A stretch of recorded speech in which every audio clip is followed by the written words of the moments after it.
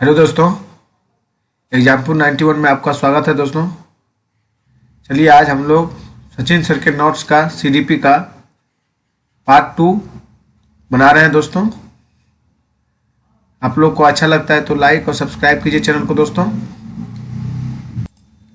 और दोस्तों अपने दोस्तों के पास भी शेयर कीजिए दोस्तों। सीटेट के लिए बहुत बेहद महत्वपूर्ण टॉपिक पर चर्चा किया जा रहा है दोस्तों। सीडीपी है दोस्तों जो बहुत कठिन है दोस्तों। जितना बताया जा रहा है दोस्तों, जितना सचिन सर के नोट्स में दिया गया है दोस्तों, सभी का पार्ट बाय पार्ट वीडियो बना के इस चैनल पर अपलोड किया जा रहा है दोस्तों, एग्जामपुर 91 पे दोस्तों। आप जाकर देखना नहीं भूलिए दोस्तों, और सब्सक्राइब और लाइक जरूर कीजिए दोस्तों। चैनल को अपने दोस्तों के पास फैलाइए। चलिए हम आगे वीडियो को स्टार्ट करते हैं दोस्तों। हार्वर्ड गार्डनर का बहुबुद्धि सिद्धांत मल्टीपल इंटेलिजेंस, यह थ्योरी इस बात पर जोर देती है कि बुद्धि की अलग अलग दशाएं फॉर्म्स है। शाब्दिक भाषाई बुद्धि, वर्बल इंटेलिजेंस, इंटेलिजेंस, इसके माध्यम से शब्दों और भाषा का ज्ञान होता है। शाब्दिक भाषाई बुद्धि, इसके माध्यम से शब्दों और भाषा का ज्ञान होता है दोस्तों। जिन व्यक्तियों में इनका विकास अधिक हो तो वे वकील, कवि, पत्रकार आदि बनते हैं दोस्तों। तार्किक गणितीय बुद्धि, लॉजिकल मैथमेटिकल इंटेलिजेंस, इसमें तार्किक योग्यता, मैथ, कैलकुलेशन अधिक होती है दोस्तों। जिन व्यक्तियों में इनका विकास अधिक हो तो वे अकाउंटेंट, बैंकर, साइंटिस्ट आदि बनते हैं। स्थानिक बुद्धि, अमूर्त तथ्यों के आधार पर मानसिक छवि बनना। स्थानिक बुद्धि मतलब क्या हुआ दोस्तों? अमूर्त तथ्यों के आधार पर मानसिक छवि बनाना। जिन व्यक्तियों में इनका विकास अधिक हो वे मूर्तिकार, चित्रकार आदि बनते हैं। शारीरिक गतिक बुद्धि, शरीर को गति देने वाली बुद्धि दोस्तों। शारीरिक गतिविधि क्या होता है दोस्तों? शरीर को गति देने वाली बुद्धि है। जिन व्यक्तियों में इनका विकास अधिक हो तो वे अभिनेता, अभिनेत्री, एथलेटिक, डांसर आदि बनते हैं दोस्तों। संगीतात्मक बुद्धि, म्यूजिकल इंटेलिजेंस, इस बुद्धि के अंतर्गत संगीत की बुद्धि अधिक होती है। इस बुद्धि के अंतर्गत संगीत की बुद्धि अधिक होती है दोस्तों। जिन व्यक्तियों में इनका विकास अधिक हो तो वे सिंगर, इंटरटेनियर आदि बनते हैं दोस्तों। संगीतात्मक बुद्धि, इस बुद्धि के अंतर्गत संगीत की बुद्धि अधिक होती है। जिन व्यक्तियों में इनका विकास अधिक हो तो वे सिंगर, इंटरटेनर आदि बनते हैं। अंतर व्यक्तित्व बुद्धि, इंटरपर्सनल इंटेलिजेंस, इसके द्वारा दूसरे व्यक्ति के साथ कैसे इंटरेक्ट किया जाए यह पता चलता है दोस्तों। अंतर व्यक्तित्व बुद्धि, इसके द्वारा दूसरे व्यक्ति के साथ कैसे इंटरेक्ट किया जाए यह पता चलता है। 7वां पॉइंट देखते हैं दोस्तों। जिन व्यक्तियों में इनका विकास अधिक हो तो वे नेता, सामाजिक कार्यकर्ता आदि बनते हैं दोस्तों। अंतर व्यक्तित्व बुद्धि, इंटरपर्सनल इंटेलिजेंस, इसके द्वारा खुद के साथ इंटरेक्ट किया जाता है। जिन व्यक्तियों में इनका विकास अधिक हो तो वे अत्याधिक आध्यात्मिक गुरु बनते हैं। जिन व्यक्तियों में इनका विकास अधिक हो तो वे आध्यात्मिक गुरु बनते हैं दोस्तों। प्राकृतिकवादी बुद्धि, नेचुरल इंटेलिजेंस, इस बुद्धि के व्यक्ति प्रकृति के नजदीक होते हैं। प्रकृतिवादी बुद्धि, इस बुद्धि के व्यक्ति प्रकृति के नजदीक होते हैं। जिन व्यक्तियों में इनका विकास अधिक हो तो वे किसान आदि बनते हैं दोस्तों। अस्तित्ववादी बुद्धि, इस बुद्धि के व्यक्ति हर चीज के अस्तित्व के बारे में सोचते हैं, जैसे हम इस दुनिया में क्यों आए, भगवान कौन है। जिन व्यक्तियों में इनका विकास अधिक हो तो वे साधु, संत और फिलोसफर बनते हैं। अस्तित्ववादी बुद्धि दोस्तों, इस बुद्धि के व्यक्ति हर चीज के अस्तित्व के बारे में सोचते हैं, जैसे हम इस दुनिया में क्यों आए, भगवान कौन है। जिन व्यक्तियों में इनका विकास अधिक हो तो वे साधु, संत और फिलोसफर बनते हैं दोस्तों। आलोचना multiple intelligence theory of valid नहीं माना जा सकता है, क्योंकि इसमें अलग अलग इंटेलिजेंस को माप नहीं सकते हैं। त्रिआयामी सिद्धांत, 3 डायमेंशनल थ्योरी, इस सिद्धांत का प्रतिपादन जेपी गिलफोर्ड ने किया है। इस सिद्धांत को बुद्धि संरचना सिद्धांत भी कहते हैं। गिलफोर्ड के अनुसार मानसिक योग्यता प्रमुख रूप से 3 तत्वों में निर्मित है।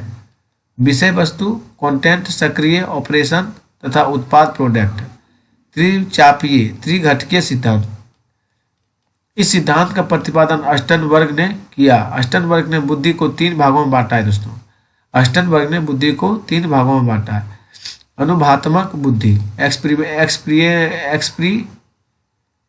एक्सपीरिमेंटल इंटेलिजेंस। अनुभवात्मक बुद्धि, यह बुद्धि अनुभवों पर आधारित होती है। व्यक्ति अपने अनुभवों से कुछ नई खोज करता है और अपने अनुभवों से कुछ नया क्रिएट करता है। घटकीय बुद्धि, कंपोनेंशियल इंटेलिजेंस। घटकीय बुद्धि वाले व्यक्ति कल्पना शक्ति से ही बहुत कुछ सोच लेते हैं। ये अमूर्त बुद्धि वाले व्यक्ति होते हैं। ऐसे लोग हर चीज के पीछे कारण जानना चाहते हैं। संदर्भनात्मक बुद्धि, कॉन्टेक्सुअल इंटेलिजेंस। संदर्भात्मक बुद्धि, व्यक्ति इसमें सूचनाओं को इस ढंग से उपयोग करने में सफल हो जाते हैं जिसको उसको अधिक से अधिक लाभ हो। यह व्यक्ति पर्यावरण के साथ समायोजन रखते हैं और व्यवहारिक होते हैं। अधिगम के बारे में पढ़ते चलिए दोस्तों। लर्निंग। अधिगम जन्म से लेकर मृत्यु तक चलने वाली प्रक्रिया है। व्यक्ति प्रत्येक परिस्थितियों से सीखता है और अपने व्यवहार में परिवर्तन करता है। यही सीखना है। इसलिए हम कह सकते हैं परिस्थिति के अनुसार अपने व्यवहार में परिवर्तन लाना ही सीखना है। Important points. सीखना अनुकूलन की प्रक्रिया है। सीखना सार्वभौमिक प्रक्रिया है। सीखना व्यवहार में परिवर्तन है। सीखना एक मानसिक प्रक्रिया है, मेंटल प्रोसेस है। सोशल में अधिगम में परिवेश से सहभागिता द्वारा कौशल और ज्ञान का अर्जन पर अधिक बल देना चाहिए। सार्थक अधिगम, मीनिंगफुल लर्निंग में एक समस्या पर विविध तरीकों से विचार करने के लिए प्रोत्साहित इंकरेजिंग करना चाहिए दोस्तों। अधिगम अधिक सार्थक और प्रभावशाली होता है अगर वह मुख्यतः स्वनिर्मित सेल्फ डायरेक्टेड हो। प्रारंभिक कक्षाओं में शिक्षण अधिगम प्रक्रिया के लिए करके सीखना। लर्निंग बाय डूइंग दृष्टिकोण बेहतर है दोस्तों। प्रारंभिक कक्षाओं में शिक्षण अधिगम प्रक्रिया के लिए करके सीखना, लर्निंग बाय डूइंग दृष्टिकोण बेहतर है। अधिगम के लिए विद्यालयों के सामाजिक अवसरों में भागीदारी महत्वपूर्ण है दोस्तों।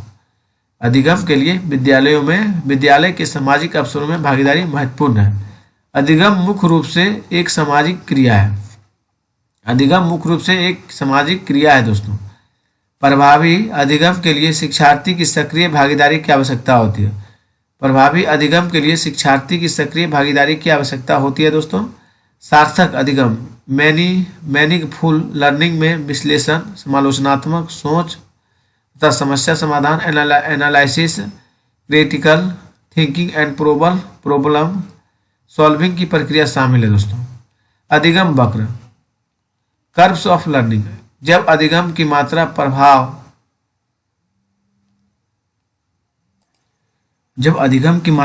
क्षमता आदि को किसी माध्यम ग्राफ आरेख ETC से प्रदर्शित किया जाता है तो वह अधिगम वक्र कहलाता है। इसमें अधिगम की न्यूनता या अधिकता या शून्य स्थिति व्यक्त की जाती है दोस्तों। अधिगम वक्र के 4 प्रकार होते हैं। सरल रेखीय वक्र, स्ट्रेट लाइन कर्व। इसमें सीखने की गति एक समान होती है। सरल रेखीय वक्र, सरल रेखीय गति, सीखने की गति, अभ्यास। उन्नतोदर वक्र, एलिवेशन कर्व। इसमें सीखने की गति शुरू में तेज होती है और उच्चतम बिंदु पर पहुंचने के बाद सीखने की गति धीमी होना शुरू हो जाती है। नतोदर अधिगम वक्र, कॉनकेव लर्निंग कर्व। इसमें शुरू में सीखने की गति धीमी हो जाती है, उसके बाद धीरे धीरे सीखने की गति तेज होना शुरू होती है और वह उच्चतम स्तर की ओर बढ़ती है। मिश्रित अधिगम वक्र, इसमें शुरू में अधिगम की गति तेज या धीमी और तुरंत अंत में भी अधिगम की गति तेज या धीमी दोनों तरफ से हो सकती है। यह वक्र वक्रों, उन्नतोदरों और नतोदरों अधिगम वक्र की मिला जुला रूप है दोस्तों। अधिगम पठार, लर्निंग प्लेट्यू। अधिगम पठार, इसमें सीखने की गति रुक जाती है, यानी उसमें ना तो उन्नति होती है और ना ही अवनति। अधिगम का पठार में अधिगम की गति 0 होती है। शिक्षण के स्तर, लेवल्स ऑफ टीचिंग। शिक्षण के स्तर को 3 स्तरों में बांटा गया है दोस्तों। स्मृति स्तर, मेमोरी लेवल, यह हर्बर्ट ने दिया था। इस स्तर में बच्चों के रटने पर बल दिया जाता है। ये शिक्षण अधिगम प्रक्रिया का सबसे निचला स्तर है। इस स्तर के शिक्षण अधिगम का उद्देश्य केवल ज्ञान प्राप्त करना है। यह छोटी कक्षाओं के लिए होता है दोस्तों। समझ बोध स्तर अंडरस्टैंडिंग लेवल, यह मोरेसिन ने दिया था। यह स्तर स्मृति स्तर से कुछ ऊंचा होता है। इस स्तर में रटने की बजाय ज्ञान को अच्छी तरह से समझने पर बल दिया जाता है दोस्तों। इस स्तर में बच्चों को जो ज्ञान दिया जाता है या नियम या सिद्धांत बताया जाता है वो इस तरह से प्रदान किए जाते हैं ताकि बच्चा उनका व्यवहारिक प्रयोग भी कर सके। चिंतन स्तर, यह शिक्षण अधिगम का सबसे ऊंचा स्तर माना जाता है। इस स्तर में बच्चों को अपनी मानसिक शक्तियों के विकास के पूर्ण अवसर प्राप्त होते हैं। इसमें पहले बच्चों को विभिन्न नियमों, सिद्धांतों आदि की जानकारी दी जाती है, फिर उन्हें स्वतंत्र रूप से इस पर चिंतन और करने और निष्कर्ष निकालने के अवसर दिए जाते हैं दोस्तों। सूक्ष्म जीवन, सूक्ष्म शिक्षण, माइक्रो टीचिंग। सूक्ष्म शिक्षण यह शिक्षण का छोटा सा प्रारूप है जिसमें क्लास में शिक्षण क्रियाएं सूक्ष्म रूप से कार्य करती है। सूक्ष्म शिक्षण विधि का विकास एलन महोदय ने दिया था। सूक्ष्म शिक्षण यह शिक्षण का छोटा सा प्रारूप है जिसमें क्लास में शिक्षण क्रियाएं सूक्ष्म रूप से कार्य करती है। सूक्ष्म शिक्षण विधि का विकास एलन महोदय ने दिया था। सूक्ष्म शिक्षण से कम समय में अधिक दक्षता प्रदान किया जाता है। सूक्ष्म शिक्षण से शिक्षकों के कौशल का विकास किया जाता है, जैसे श्यामपट्ट कौशल, पुनर्वलन कौशल, प्रश्न प्रवाह कौशल। सूक्ष्म शिक्षण की प्रक्रिया, पाठ्य योजना निर्माण। पहले टीचर पाठ्य योजना का निर्माण करेगा। कला शिक्षण, पाठ्य योजना बनाने के बाद टीचर क्लास में आकर पढ़ाएगा। शिक्षण करवाने के लिए 6 मिनट का समय रिजर्व होता है। प्रतिपुष्टि, फीडबैक देने के लिए भी 6 मिनट। पुनः पाठ योजन इसमें 12 मिनट, पुनः शिक्षण 6 मिनट, पुनः प्रतिपुष्टि 6 मिनट, कुल 36 मिनट दोस्तों। अधिगम हस्तांतरण, ट्रांसफॉर्म ऑफ लर्निंग। जब कोई एक सीखा हुआ कौशल काम दूसरे सीखने के कौशल काम को प्रभावित करता है तो उसे सीखने का हस्तांतरण कहते हैं। जैसे ट्रक चलाने में सीखा गया कौशल कार चलाने की प्रक्रिया को प्रभावित करता है दोस्तों। हस्तांतरण के प्रकार, धनात्मक हस्तांतरण पूर्व ज्ञान, अनुभव अथवा प्रशिक्षण नई बातों को सिखाने में सहायता प्रदान करता है। किसी कार्य को करने का ज्ञान, योग्यता अथवा अनुभव जब अन्य कार्यों को करने में सहायता होता है तब इसे सीखने का धनात्मक हस्तांतरण माना जाता है दोस्तों। जैसे हिंदी भाषा का ज्ञान संस्कृत भाषा सीखने में सहायता प्रदान करने के लिए कारण धनात्मक हस्तांतरण कहलाएगा। ऋणात्मक हस्तांतरण दोस्तों किसी कार्य को करने का ज्ञान, योग्यता अथवा अनुभव जब दूसरे कार्यों को करने में घातक होता है तब इसे सीखने ऋणात्मक हस्तांतरण कहा जाता है। तेज चलने का अभ्यास दिल की बीमारी की स्थिति में चिकित्सक की सलाह के बावजूद धीमे चलने में बाधक होता है, इसे ऋणात्मक हस्तांतरण कहा जाएगा दोस्तों। शून्य हस्तांतरण, सीखने की प्रक्रिया में जब पूर्व अनुभव ना तो सहायक होता है ना ही बाधक होता है तो वहाँ पर अधिगम का शून्य हस्तांतरण पाया जाता है दोस्तों। क्षैतिज हस्तांतरण, जब किसी स्तर में अर्जित ज्ञान, अनुभव अथवा प्रशिक्षण का उपयोग व्यक्ति के द्वारा उसी प्रकार की लगभग समान स्थिति में किया जाता है तो इसे सीखने का क्षैतिज हस्तांतरण कहते हैं। गणित में जोड़ घटाने के प्रश्नों को हल करने का अभ्यास उसी तरह के विज्ञान के अन्य प्रश्नों को हल करने में काम आता है दोस्तों। लर्निंग डिसेबिलिटी, अधिगम और क्षमता, सीखने की क्षमता या योग्यता में कमी को अधिगम और क्षमता कहते हैं। यह एक चर अवस्था वेरिएबल स्टेज है दोस्तों। डिसलेक्सिया, पढ़ने से संबंधित कठिनाई डिसलेक्सिया को कहते हैं। और डिसग्राफिया, लिखने से संबंधित कठिनाई डिसग्राफिया है दोस्तों। और DYS कैलकुलिया, गणितीय गणना से संबंधित समस्या। DYS कैलकुलिया, गणितीय गणना से संबंधित समस्या। DYS मॉर्फिया, भ्रम वाली स्थिति। DYS मॉर्फिया, भ्रम वाली स्थिति। DYS फासिया, DYS फेसिया, बोलने की संबंधित विकार। DYS फेजिया, बोलने की संबंधित विकार। DYS प्रेक्सिया, शारीरिक कौशल से संबंधित विकार। और डिवाइस्थीमिया, डिवाइस्थीमिया तनाव से संबंधित है दोस्तों। ADHD, ADHD attention defected hyper active disorder, इसमें बच्चा एक चीज पर ध्यान केंद्रित नहीं कर पाता और बहुत हाइपर एक्टिव होता है।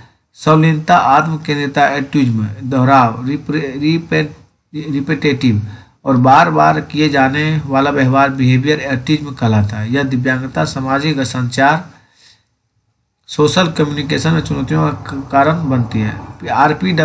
आरपीडब्ल्यूडी एक्ट 2016, आरपीडब्ल्यूडी एक्ट 1995 के स्थान पर पीडब्ल्यूडी एक्ट 2016 लाया गया है। पीडब्ल्यूडी एक्ट 2016 में पीडब्ल्यूडी एक्ट 1995 में मौजूदा विकलांगता के 7 प्रकारों से बढ़कर 21 प्रकार कर दिया गया और साथ ही यह भी सुनिश्चित कर दिया गया कि केंद्र सरकार के पास और विकलांगता के प्रकार जोड़ने की शक्ति भी होगी। आरपीडब्ल्यूडी एक्ट 2016, आरपीडब्ल्यूडी एक्ट 1995 के स्थान पर पीडब्ल्यूडी एक्ट 2016 लाया गया है। पीडब्ल्यूडी एक्ट 2016 में पीडब्ल्यूडी एक्ट 1995 में मौजूदा विकलांगता के 7 प्रकारों से बढ़ाकर 21 प्रकार कर दिया गया और साथ ही यह भी सुनिश्चित कर दिया गया है कि केंद्र सरकार के पास और विकलांगता के प्रकार जोड़ने की शक्ति भी होगी। इसके द्वारा सुझाए गए युक्तियां, जीवन से सभी क्षेत्रों में समानता और गैर में भेदभाव है। इसके द्वारा सुझाए गए युक्तियां, जीवन से सभी क्षेत्रों में समानता और गैर भेदभाव है। स्कूल जाने वाले बच्चों का हर 5 साल में सर्वे करना, बुक्स, TLM आदि उपलब्ध कराना। गामा गतिमान अक्षमता, लोकोमोटर डिसेबिलिटी, यह क्षमता शारीरिक अक्षमता या म्यूकल्स का सही तरीका से नहीं चलना से संबंधित होती है, जैसे चलना, कूदना, हाथ में कोई वस्तु न पकड़ पाने की अक्षमता आदि। EL थॉर्नडाइक, त्रुटि या प्रयास का सिद्धांत, trial and error theory. Thorndike एक अमेरिकी वैज्ञानिक थे। थॉर्नडाइक ने प्रयास एवं त्रुटि का सिद्धांत दिया। वे सोचते थे कि अगर किसी की उत्तेजना स्टिमुलस से बढ़ा दें तो वह उसके प्रति अनुक्रिया रिस्पॉन्स करेगा और वह जब बार बार अनुक्रिया को दोहराएगा तो वह कुछ न कुछ सीखेगा।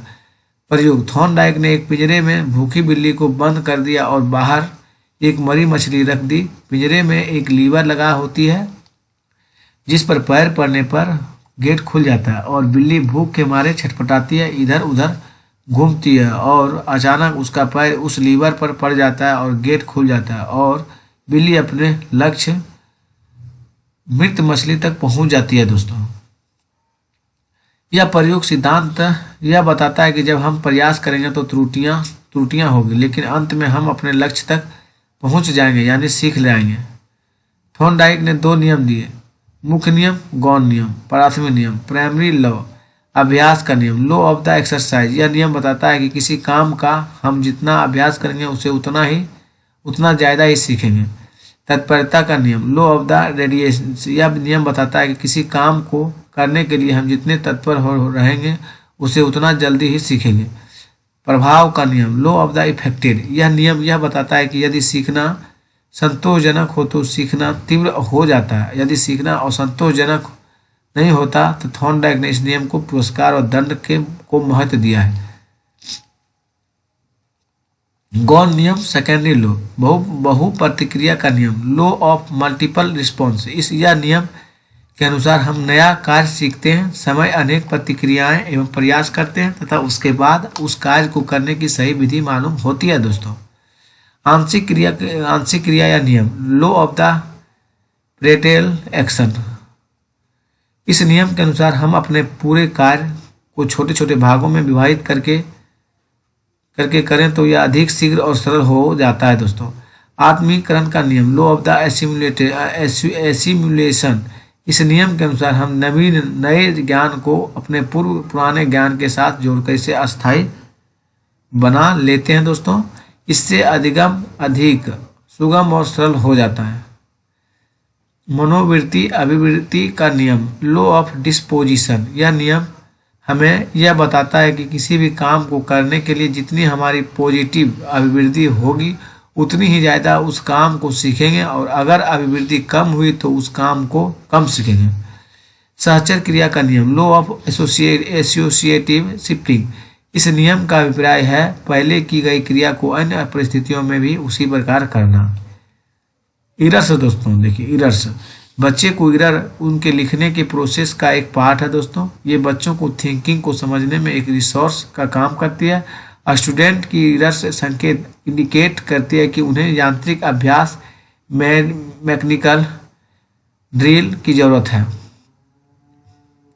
अल्बर्ट बंडरा सामाजिक अधिगम सिद्धांत, social learning theory. Albert Bandura Canada के निवासी हैं और उन्होंने सामाजिक अधिगम का सिद्धांत दिए।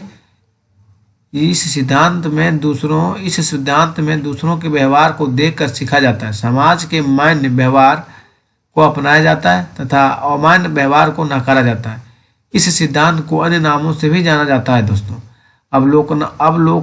अवलोकनात्मक अधिगम का सिद्धांत, ऑब्जर्वेशन लर्निंग थ्योरी।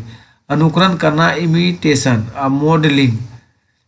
इनके प्रयोग, अल्बर्ट बंडरा ने बोबो डॉल पर प्रयोग किया। इनमें उन्होंने बच्चों को 3 फिल्म दिखाई है दोस्तों।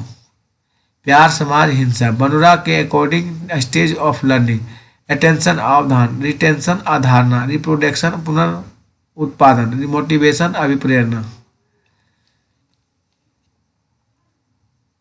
Pavlov theory of classical conditioning.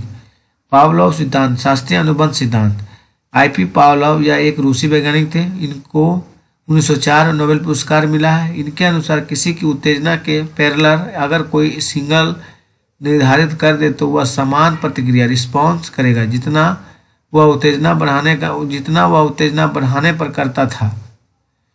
Pavlov ने कुत्ते पर प्रयोग किया। पावलोव ने अपने प्रयोग कुत्ते पर किया। उसने कुत्ते को एक पिंजरे में भूखा रखा। अब उसने उसे खाना दिया। खाना देखते ही कुत्ते के मुंह से लार टपकने शुरू हो गई। जब वह कुत्ते को खाना देता है तो अब खाना देने से पहले वह एक घंटी बजा देता था। कुछ दिन बाद कुत्ते को लगने लगा कि जब घंटी बजेगी तभी खाना मिलेगा। अब जैसे ही घंटी बजती थी तो कुत्ते के मुंह से लार टपकनी शुरू हो जाती। अब उत्तेजना बढ़ने का काम घंटी कर रही है। इस तरह कुत्ता घंटी के साथ संबंध स्थापित कर लेता है दोस्तों। फूड और बेल, अनकंडीशनल स्टिमुलस और कंडीशनेड स्टिमुलस। लार स्टेज ऑफ क्लासिकल कंडीशनिंग, उद्दीपक सामान्यीकरण, स्टिमुलस जनरलाइजेशन। जब व्यक्ति अनकंडीशनल स्टिमुलस के प्रति क्रिया सीख लेते हैं तो वह उस उद्दीपन से मिलते जुलते अन्य उद्दीपनों के प्रति भी वैसे ही रिस्पॉन्स करता है। जैसे अलग अलग घंटियों की आवाज़ आने पर भी कुत्ता लार टपका शुरू कर देता है।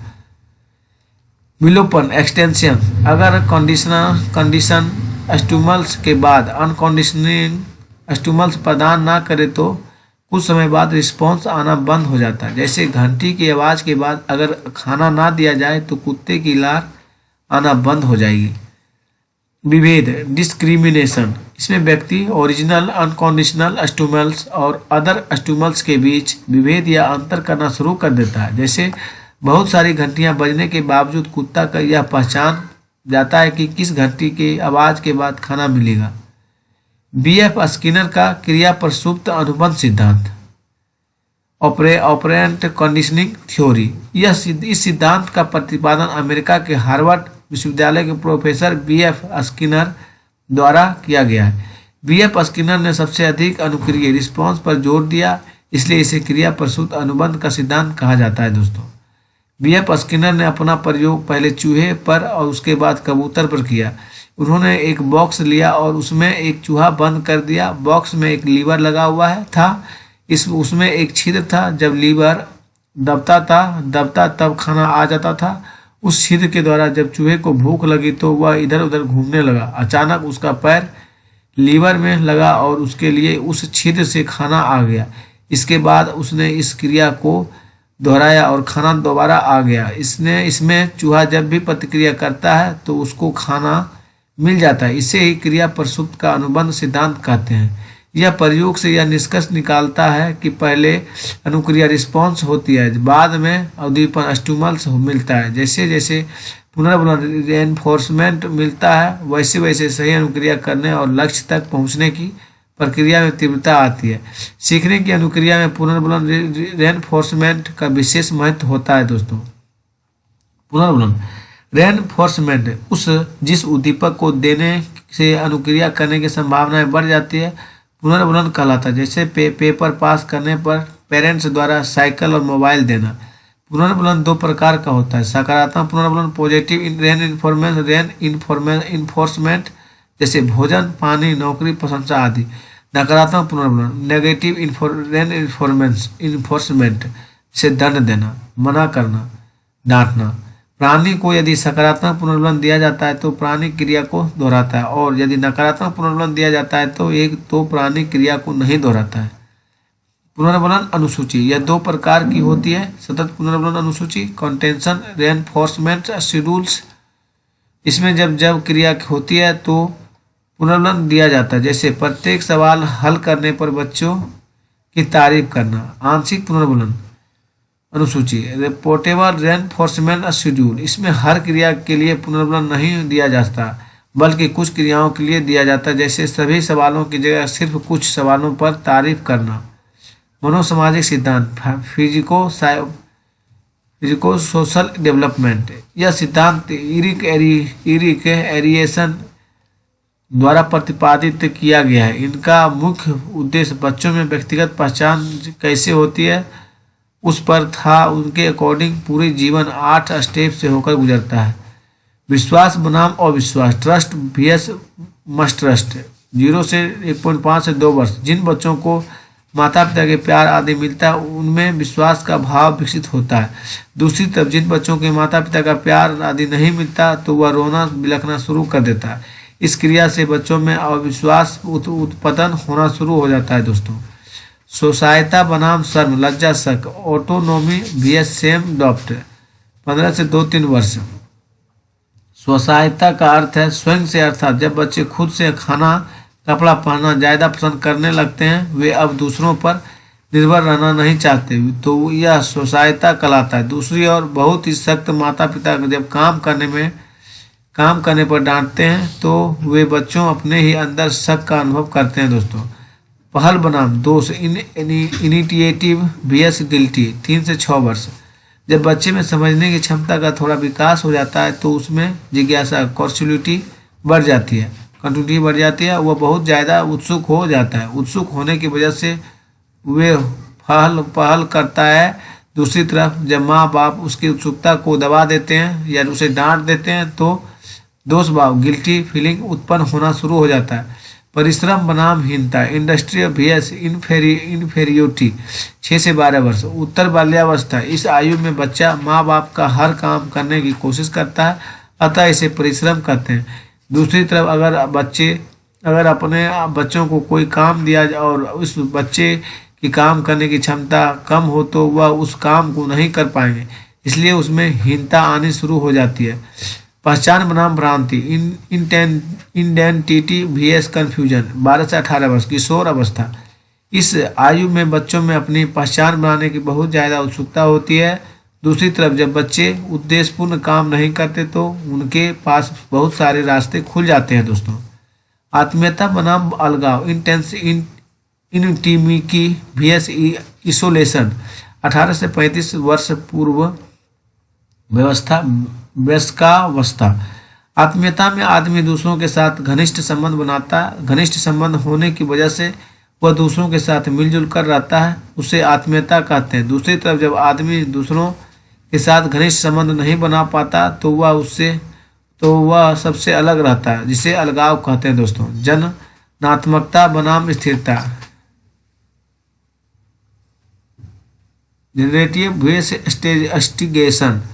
35 से 65। मध्य वयस्कावस्था। जननात्मकता में हम दूसरों लोगों के बारे में ज़्यादा सोचते हैं, दूसरों का भला करने की सोचते हैं। दूसरी तरफ जब लोगों में इस सोच का विकास नहीं होता तो उसमें अस्थिरता आ जाती है। संपूर्णता बनाम निराशा, इंटरग्रेटी vs डिस्पेयर। 65 से ऊपर प्रौढ़ावस्था। इस उम्र में आदमी की अधिकतम इच्छाएं पूर्ण हो चुकी होती है। वह अब उतने अपने भविष्य की बजाय अपने बीते दिनों को याद करता है कि उसकी कितनी सफलताएं हुई और कितनी असफलताएं हुई। यदि उसकी सफलताएं ज़्यादा मिलती है तो उसे संपूर्णता कहते हैं। अगर किसी ने ज़्यादा सफलताएं हासिल नहीं की तो उसमें निराशा आ जाता है दोस्तों। जीन पियाजे, संज्ञानात्मक विकास का सिद्धांत, कॉग्निटिव डेवलपमेंट थ्योरी। जीन पियाजे स्विट्जरलैंड के मनोवैज्ञानिक थे। पियाजे का मानना है कि जैसे दो बच्चों में जैविक परिपक्वता, बायोलॉजिकल मेजर में मोटिवेशन आती है, वैसे वह बच्चों के वस्तुओं के बारे में अपने दिमाग में कॉन्सेप्ट बना लेते हैं। पियाजे के अकॉर्डिंग बच्चे सक्रिय ज्ञान निर्माता तथा नन्हे वैज्ञानिक हैं जो संसार के बारे में अपने सिद्धांतों की रचना करते हैं। पियाजे ने के अकॉर्डिंग बच्चे थिंकिंग एडल्ट से प्रकार टाइप्स में अलग होती है, ना कि क्वांटिटी में। Concept of the cognitive development, अनुकूलन, वातावरण एडेप्टेशन। वातावरण के अनुसार अपने आप को ढालना अनुकूलन कहलाता है। इससे दो प्रक्रिया होती है, आत्मसात्करण एसिमिलेशन, पूर्व ज्ञान को नए ज्ञान के साथ जोड़ना आत्मसात्करण कहलाता है। असमायोजन एकोमोडेशन, पूर्व ज्ञान में परिपक्व परिवर्तन, पूर्व ज्ञान में परिवर्तन करने, वातावरण के साथ तालमेल बिठाना समायोजन कहलाता है दोस्तों। एग्जाम्पल, साम्य धारणा संतुलन, इक्विलिब्रेशन। इसके द्वारा बच्चा आत्मसात्करण और समायोजन की प्रक्रियाओं के बीच संतुलन कायम करता है। स्कीमा, मानव के दिमाग में जो चीज़ें पहले से स्टोर होती है वह उनका प्रयोग करके किसी विषय पर के प्रति एक धारणा बनाता है, तो उसे स्कीमा कहते हैं। मानव शिशु में स्कीमा प्रवृत्ति और प्रतिक्रिया जन्मजात होती है दोस्तों। और ऑर्गेनिज्म संगठन, ऑर्गेनाइजेशन संगठन दोस्तों, पियाजे के सिद्धांत में संज्ञानात्मक प्रणाली के लिए स्कीमाओं का पुनर्व्यवस्थित करना, उन्हें स्कीमाओं से जोड़ने को संगठन कहा जाता है दोस्तों। पियाजे ने संज्ञानात्मक विकास की 4 अवस्थाएं बताई है। संवेदी पेशीय अवस्था, सेंसोरी मोटर स्टेज 0 से 2 वर्ष। इस अवस्था में बच्चा अपनी ज्ञानेंद्रियों के माध्यम से सीखता है। इसमें वस्तु स्थायित्व, ऑब्जेक्ट परमेंस का गुण आ जाता है, यानी बच्चा अपने दिमाग में वस्तुओं की छाप बनाना शुरू कर देता है, जिससे वह छपी हुई वस्तु में भी ढूंढ लेता है। पूर्व संक्रियात्मक अवस्था पर ऑपरेशनल स्टेज 2 से 7 वर्ष होता है दोस्तों। यह क्रिया करने से पहले की अवस्था है। इसमें बच्चा सामने आने वाली चीज़ों को देख पाएगा, समझ पाएगा, लेकिन कोई क्रिया नहीं कर पाएगा। इस स्टेज में बच्चा प्रतीकों सिंबल्स का यूज करने में निपुण हो जाता है। जैसे साइकिल शब्द सुनकर उसके माइंड में साइकिल की एक इमेज बन जाती है। इस स्टेज में लक्ष्य निर्देशित व्यवहार, गोल डायरेक्टेड बिहेवियर की क्षमता आ जाती है। जीववाद एनिमिज्म, जब बच्चा सजीव और निर्जीव बच्चों में अंतर नहीं कर पाता। अकेंद्रित एगोसेंट्रिक, अकेंद्रित, जब बच्चा यह सोचना शुरू कर देता है कि जो वह कर रहा है, सोच रहा है, वह सब ठीक है। अपलटावी, इसमें बच्चा वस्तुओं, संख्याओं, समस्याओं आदि को उलटना पलटना नहीं सीखता है। 4 + 6 = 10 और 6 + 4 नहीं बता पाएगा दोस्तों। मुर्दा संपर्क दूरी, भार, ऊंचाई, क्रम निर्धारण की योग्यता। यदि कॉन्सेप्ट की कमी इसी अवस्था में होती है। केंद्रीकरण सेंट्रेशन, इस समय एक समय में किसी वस्तु की केवल एक विशेषता पर ध्यान दे पाने की प्रवृत्ति को कॉन्ट्रेशन कहते हैं दोस्तों। केंद्रीकरण, एक समय में किसी वस्तु की केवल एक विशेषता पर ध्यान दे पाने की प्रवृत्ति को सेंट्रेशन कहते हैं।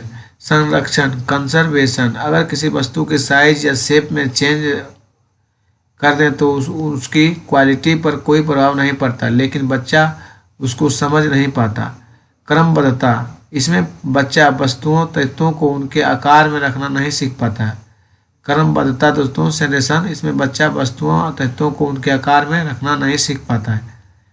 मूर्त संक्रियात्मक अवस्था, कॉन्सन्ट्रेट ऑपरेशनल स्टेज 7 से 11, इस अवस्था में बच्चा सामने रखी हुई चीज़ों को देखकर ही कुछ कर सकता है या उन पर चिंतन करना शुरू कर देता है। इस अवस्था में अपलटावी, जीववाद, मुद्रा, भार, संरक्षण, क्रमबद्धता की योग्यता आदि कॉन्सेप्ट का गुण आ जाता है। आगमनात्मक तर्कना, हाइपोथेटिकल थिंकिंग, यह भी इसी अवस्था में आता है, यानी जब बच्चा उदाहरण के ऊपर आधारित होकर तर्क करने लगता है। पेड़ जरूरी है या नहीं हमारे लिए बच्चा आंसर, क्योंकि इसमें हमें ऑक्सीजन मिलता है। औपचारिक सक्रियात्मक अवस्था 11 से 15 वर्ष, फॉर्मल ऑपरेशनल स्टेज, यह संज्ञान की सर्वोच्च अवस्था है। इसमें बच्चा आमूर्त चिंतन करने लग जाता है। निगमनात्मक तर्कना, इसमें बच्चा नियमों के ऊपर तर्क करने लगता है। पियाजे के सिद्धांत की आलोचना, पियाजे ने मानसिक विकास के चरणों के क्रम को अपरिवर्तनशील बताया, लेकिन अगर बच्चों को अच्छा वातावरण दिया जाए तो वह अपनी अवस्था की क्षमता से अधिक सीख सकता है। लॉरेंस कोल्बर का नैतिकता का सिद्धांत, moral development theory. Kohlberg America के एक मनोवैज्ञानिक थे। उन्होंने नैतिकता का सिद्धांत या नैतिक विकास का सिद्धांत दिया। नैतिकता, मोरलिटी, वह गुण है जिसमें हमें सही और गलत की पहचान होती है। बच्चा अपने सामाजिक परिवेश से भी नैतिक और अनैतिक को जानता है। नैतिकता, मोरलिटी, यह वह गुण है जिससे हमें सही और गलत की पहचान होती है। बच्चा अपने सामाजिक परिवेश से ही नैतिकता और अनैतिकता को जानता है। दोस्तों, हिज की कहानी पढ़ते हैं, चलिए। नैतिक दुविधा, मोरल डायलेमा, सही और गलत के बारे में डिसीजन न लेने की स्थिति नैतिक दुविधा कहलाती है। हिज अगर चोरी करेगा तो पुलिस पकड़ लेगी और नहीं करेगा तो उसकी बीवी मर जाएगी। दोस्तों, नैतिक तर्कना, मोरल रीजनिंग, सही और गलत के बारे में डिसीजन लेने में शामिल प्रक्रिया को नैतिक तर्कना कहते हैं। सही और गलत में से किसी एक को चुनना है, जैसे हिज ने चोरी को चुना। कोलबर के नैतिक सिद्धांत 3 लेवल्स बताएं। प्राक रूढ़िगत नैतिकता का स्तर, प्रो कन्वेंशनल स्टेज 4 से 10 वर्ष। इस अवस्था में बच्चों को सही गलत के बारे में पता नहीं होता। इस अवस्था में नैतिक तर्कना दूसरे लोगों को मानकों के अनुसार होता है। इसे 2 भागों में बांटा गया, दंड एवं आज्ञा पालन उन्मुखता, पनिशमेंट ओबीडियंस। इसमें बच्चों की नैतिकता सजा और आज्ञा पालन पर आधारित होता है। जब हिज ने चोरी की तो बच्चों ने सोचा अगर वह चोरी करेगा तो उसे सजा मिलेगी। संज्ञानात्मक सापेक्षता उन्मुखता, इंस्ट्रूमेंटल रिलेटिव इंडिविजुअलिज्म। इस अवस्था को जैसे को तैसे भी कहा जाता है, क्योंकि इसमें जैसा व्यवहार कोई उसके साथ करेगा वैसे ही वह दुख भी करेगा। एक बच्चे ने दूसरे बच्चों की पेंसिल तोड़ी तो दूसरे बच्चों ने भी उसका पेन तोड़ दिया। रूढ़िगत नैतिकता का स्तर, कन्वेंशनल स्टेज 10 से 13 वर्ष। इस अवस्था में बच्चा दूसरे लोगों के मानकों को अपने अंदर समावेशित कर लेता है तथा उसी के अकॉर्डिंग सही गलत का निर्णय करता है। इसको भी 2 भागों में बांटा गया, अच्छा लड़का लड़की बनने की उन्मुखता, good boy and good girl. दूसरों के साथ भला बनकर अनुमोदन अर्जित अर्न्स अप्रूवल करता है। कानून एवं व्यवस्था उन्मुखता, लॉ एंड ऑर्डर ऑर्डिनेशन। इसमें बच्चा कानून तथा सामाजिक व्यवस्था को बनाए रखने की भावना विकसित करती है। दोस्तों, क्योंकि उसके पापा का एक्सीडेंट हो गया था रेड लाइट पर पार करते हुए, इसलिए वह ऐसा नहीं करेगा। उत्तर रूढ़िगत नैतिकता, पोस्ट कन्वेंशनल स्टेज 13 वर्ष से ऊपर। इसमें डिसीजन खुद से लिए जाते हैं, ना कि समाज के जरिए कि क्या सही है और क्या गलत है। इसकी 2 अवस्थाएं हैं दोस्तों, सामाजिक अनुबंध उन्मुखता, सोशल कॉन्ट्रैक्ट ऑर्गेनाइजेशन और टेंशन। इसमें किशोर यह मानते हैं कि नियम लोगों की भले के लिए, अगर किसी नियम से किसी का नुकसान होता है तो ऐसे नियमों को तोड़ देना चाहिए। अगर रेड लाइट तोड़कर उसके पापा की जान बच जाती है तो उसे तोड़ दो। सार्वभौमिक नैतिक सिद्धांत उन्मुक्ता, यूनिवर्सल इथिकल प्रिंसिपल्स ओरिएंटेशन। इसमें किशोर दूसरे के विचार से नहीं बल्कि अपने खुद के मानकों के अनुसार व्यवहार करता है। इसमें किशोर दूसरों के फायदों के लिए अपने ज्ञान पर भी खेल जाते हैं। कोहलबर्ग के सिद्धांत की आलोचना इनके सिद्धांत की आलोचना कोरल गिल्लिगन ने की। उन्होंने तर्क दिया कि कोहलबर्ग ने अपने एक्सपेरिमेंट में महिलाओं को कम प्राथमिकता दी थी। मेल और फीमेल की मोरल रीजनिंग में कल्चर डिफरेंस और इम्पोर्टेंस नहीं दी गई है। वाइगोत्स्की का सामाजिक सांस्कृतिक सिद्धांत दोस्तों, सोशल कल्चरल थ्योरी। लेव वाइगोत्स्की एक रूसी मनोवैज्ञानिक थे जिन्होंने सामाजिक सांस्कृतिक सिद्धांत का प्रतिपादन किया। यह सिद्धांत बताता है कि बच्चा अपने समाज और संस्कृति से अंतःक्रिया इंटरेक्शन करके सीखता है, यानी सामाजिक अंतःक्रिया के बाद विकास होता है। जबकि पियाजे यह मानते थे कि बच्चे पहले विकास होता है बाद में अधिगम लर्निंग। वाइगोत्स्की की दो महत्वपूर्ण concept JPD zone proximal development समीपस्थ निकट विकास का क्षेत्र, वास्तविक विकास रियल डेवलपमेंट के स्तर तथा संभावित विकास पोटेंशियल डेवलपमेंट के स्तर के बीच के अंतर को समीपस्थ विकास का क्षेत्र कहा जाता है दोस्तों। स्कोप फोल्डिंग पार या ढांचा, वयस्कों द्वारा दी जाने वाली टेम्पोररी हेल्प या गाइडेंस को स्कोप फोल्डिंग पार या ढांचा कहते हैं दोस्तों। MKO more knowledgeable other teacher parents friends इत्यादि। भाषा पर उनके विचार, इनके अनुसार भाषा और चिंतन शुरू में अलग अलग होते हैं लेकिन बाद में एक साथ हो जाते हैं। वाइगोत्स्की ने कहा कि पहले भाषा आती है बाद में विचार। भाषा संज्ञानात्मक विकास को सुगम फैकल्टी बनाती है। निजी भाषा आंतरिक भाषा प्राइवेट स्पीच, इसमें बच्चा अपने ही कार्यों को निर्देश देने के लिए भाषा का उपयोग करता है। नोम चॉम्स्की भाषा विकास का सिद्धांत इनबॉर्न थ्योरी, ये अमेरिका के रहने वाले थे। इनका मानना है कि बच्चे में भाषा सीखने की जन्मजात इननेट क्षमता होती है। ये कहते हैं कि बच्चों की मस्तिष्क माइंड में एक डिवाइस होता है जिससे बच्चा भाषा सीखता है। Device LED language acquisition device, मतलब भाषा अधिग्रह यंत्र। एग्जाम्पल देखिए दोस्तों, इन्होंने सार्वभौमिक व्याकरण यूनिवर्सल ग्रामर का सिद्धांत दिया, यानी ग्रामर जन्मजात होता है। चॉम्स्की ने भाषा के 2 लेवल बताए, सतही संरचना सरफेस लेवल, इसमें बच्चा सिर्फ ध्वनियों शब्दों को जानता है लेकिन उनके अर्थ नहीं जानता, मम्मी पापा खाना पीना आदि दोस्तों। गहरी संरचना डीप लेवल, इसमें शब्दों के अर्थ का ज्ञान होता है। इसमें क्या होता है? शब्दों के अर्थ का ज्ञान होता है दोस्तों। Bloom taxonomy of educational objection, Benjamin Bloom यह अमेरिका के निवासी थे। इन्होंने शैक्षिक उद्देश्यों का वर्गीकरण किया था। ज्ञानात्मक पक्ष कॉग्निटिव डोमेनियन, भावात्मक पक्ष दोस्तों एफेक्टिव डोमेनियन, क्रियात्मक पक्ष फिजिको मोटर डोमेनियन, ज्ञानात्मक पक्ष कॉग्निटिव डोमेनियन। इसका वर्गीकरण ब्लूम ने 1956 में किया था। यह मानसिक क्षमताओं से संबंधित होता है। इसके उद्देश्य को सरल और कठिन और शिक्षण अधिगम के निम्न स्तर लो लेवल से ऊंचे स्तर हाई लेवल तक ले जाने की दृष्टिकोण में 6 भागों में बांटा हुआ है दोस्तों। ज्ञान, बोध, अनुप्रयोग, विश्लेषण, संश्लेषण और मूल्यांकन। ज्ञान देखते हैं दोस्तों। ज्ञान आंकड़े या जानकारी याद करना, समझ बूझ, अनुवाद, प्रक्षेप और निर्देश के अर्थ समझना तथा समस्याओं का व्याख्यान, समझ बूझ हुआ। अनुप्रयोग किसी परिकल्पना का नई परिस्थिति में उपयोग या गर्त या एक अमूर्त कल्पना का स्वतः उपयोग करना। अनुप्रयोग या विश्लेषण वस्तु या परिकल्पना को विभिन्न भागों में अलग करता है ताकि संगठनात्मक ढांचा समझा जा सके। तथ्यों एवं निष्कर्षों के बीच अंतर कर सकता है। संश्लेषण विधि तथ्यों से एक ढांचा या पैटर्न बनाता है। ये एक नए अर्थ या ढांचे पर जोर देकर हिस्सों को जोड़कर संपूर्ण बनाता है।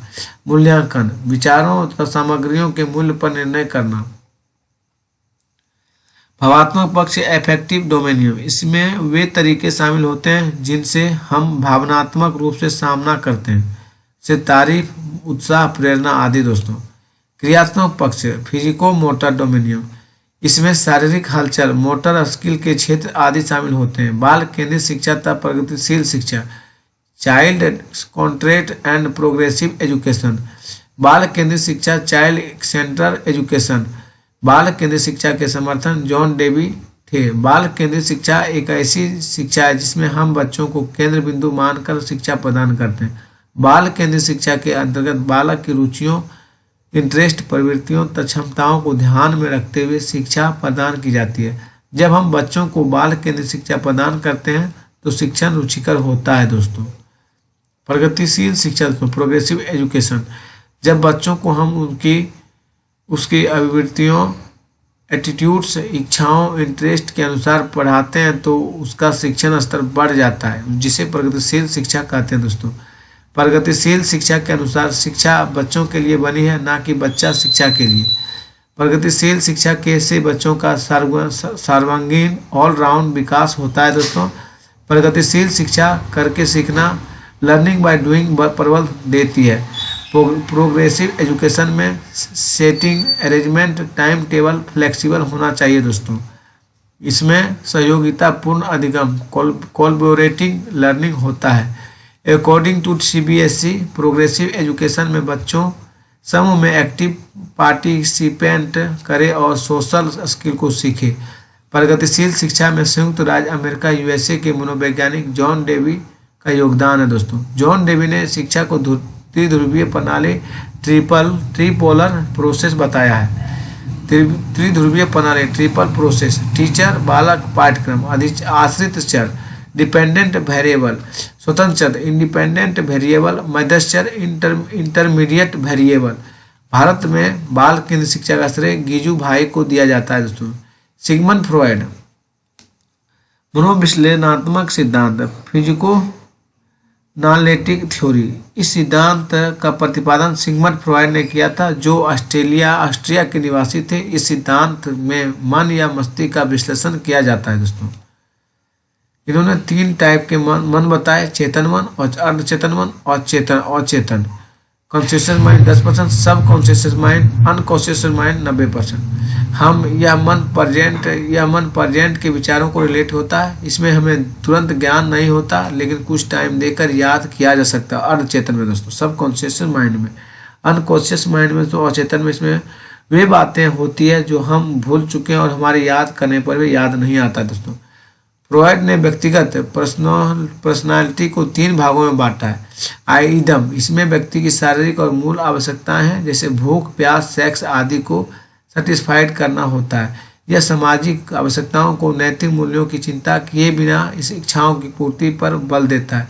ईगो, अहम, यह आवश्यकताओं या इच्छाओं की संतुष्टि की उत्तेजना का निर्माण करता है और उसका इम्प्लीमेंशन करता है या परिणामों की चिंता करता है। अपरा अहम, सुपर ईगो, यह समाज द्वारा नैतिक सूत्रों अकॉर्डिंग काम करता है, और यानी जिस व्यक्ति के अंदर सुपर ईगो ज्यादा होगी वह पूरे कामों से उतना ही दूर होगा, जैसे चोरी ना करना, झूठ ना बोलना। ओडी प्लस कॉम्प्लेक्स, इसमें लड़का अपने माँ से ज्यादा प्यार करता है और अपने पिता के मुकाबले। इलेक्ट्रा कॉम्प्लेक्स, इसमें लड़के अपने पिता से ज्यादा प्यार करती है और अपनी माँ के मुकाबले। स्वमोह नरिज्म, इसमें व्यक्ति खुद से अब से ज्यादा प्यार करता है। समायोजन एडजस्टमेंट, समायोजन परिस्थिति के अनुसार अपने आप को ढाल लेना समायोजन कहलाता है, ताकि अपनी आवश्यकताओं को संतुष्ट किया जा सके दोस्तों। कुसुमायोजन मेलाड्यूजमेंट, यह कोई व्यक्ति वातावरण में अपनी आवश्यकताओं की पूर्ति नहीं कर पाता तो वह कुसुमायोजन को दर्शाता है। कुसुमायोजन के तत्व तनाव, स्ट्रेस, जब व्यक्ति वातावरण और मांग के अनुरूप कार्य नहीं कर पाता तो वह तनाव में आ जाता है। द्वेष या चिंता, हेट्रेड और वरी, जब व्यक्ति वातावरण और परिस्थिति के अनुसार अपने आप को बदल नहीं पाता तो उसमें द्वेष और चिंता जागृत हो जाती है। दबाव, कॉम्प्रिहेंशन, दबाव प्रतियोगिता के कारण होता है। आत्मसम्मान के लिए व्यक्ति दबाव में आ जाता है। कुंठा, रेस्ट्रिक्शन, किसी भी इच्छा में बाधा आने से उसकी उम्मीद खत्म हो जाना कुंठा कहलाता है। दवदंत कॉन्फ्लिक्ट, जब एक ही समय में दो शक्तियां जागृत हो जाती है तब व्यक्ति के अंदर दवदंत उत्पन्न हो जाता है। सुरक्षा युक्तियां, डिफेंस मैकेनिज्म, ये ऐसी युक्तियां होती है जिसमें व्यक्ति विशेष परिस्थितियों में अपनी चिंता और कमियों से मुक्त पाने के लिए एक अस्थायी कवच को साधन के रूप में इस्तेमाल करता है दोस्तों।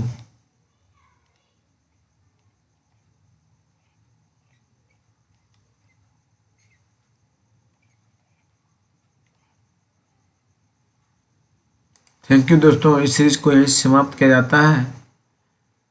अब आप लोग प्लेलिस्ट में जाके पूरा सीडीपी का थ्योरी का पार्ट पढ़ सकते हैं दोस्तों। जितना सचिन सर के एकेडमी का जितना भी नोट्स में दिया गया है सीडीपी का दोस्तों, पूरा वीडियो थ्योरी का बना दिया गया दोस्तों, और लगभग पेपर 1 का सीडीपी का प्रीवियस ईयर का क्वेश्चन आंसर भी पूरा करा दिया गया दोस्तों। सिर्फ एक या दो पार्ट और आएगा दोस्तों, पूरा कंप्लीट हो गया है पेपर 1 का दोस्तों। आप थ्योरी दोस्तों पेपर 1 पेपर 2 दोनों के लिए कंप्लीट हो गया दोस्तों। जितना इसको देखिएगा उतना आपका दिमाग में समझदारी बढ़ेगी दोस्तों, और उससे उतना ही एग्जाम में आपको पॉजिटिव रहने का उम्मीद होगा दोस्तों।